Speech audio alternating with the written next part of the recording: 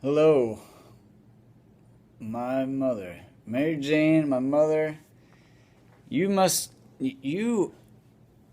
I would imagine you were made fun of a lot in the 60s and 70s because of your name and the connotations that come along with it. So, if there's any. Anyway, I'm making this video to tell you that I love you and to celebrate your 60th birthday. That is quite an achievement, and I am excited for the next 60 years as well. So, in honor of you and your 60 years on this earth, I just put together four of my favorite mom stories, and particularly in the context of our relationship. So, here we go. I'm sure there are many more stories, but these were the top four that came to my mind. Story number one is the time when I think I was probably around 8, 9, 10, somewhere in there, and we were flying back from California to Dallas for the holiday time, and you and I were flying together, and it was just us, and I think we had a layover in Phoenix or Tucson, probably Phoenix, and we were running late to our flight, and we got up to the connecting flight gate, and the plane was still there, but the gate was closed, and the young man behind the counter said that he wasn't.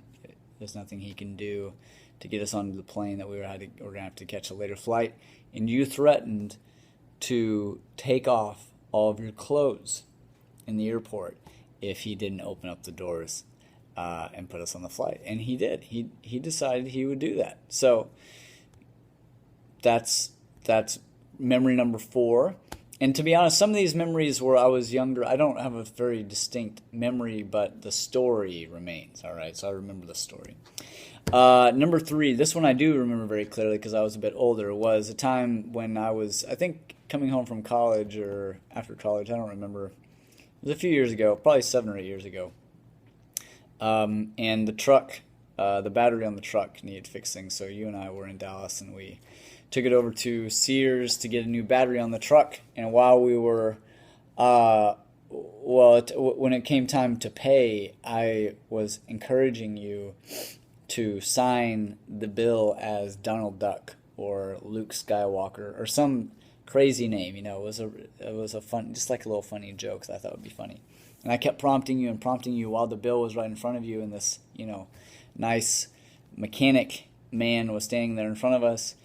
And finally, I kept saying, Mom, sign it Donald Duck.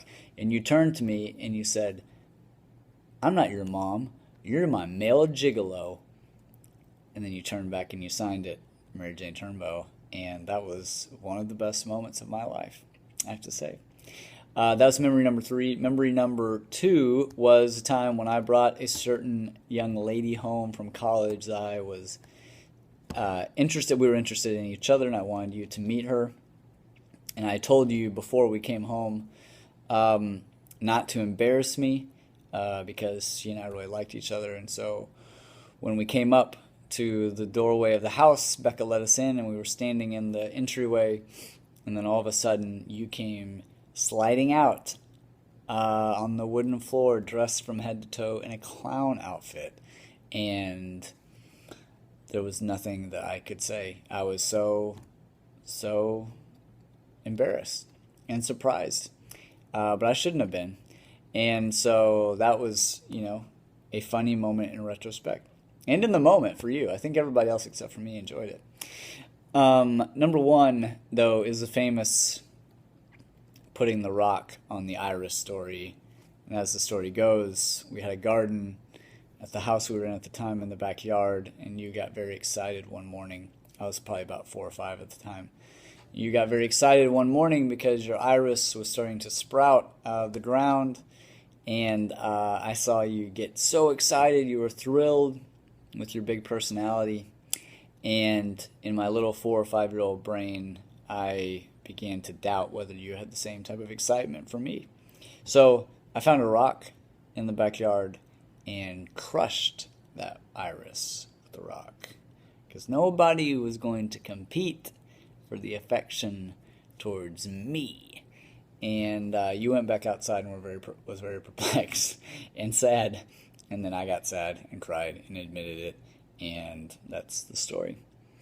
All that is to say, we have some good stories, and you are a treasure, not just to me, but to Becca as well, and to our family, and to many, many other people. And Yvette and I love you a lot, and we're so happy and thankful that you're a part of our life.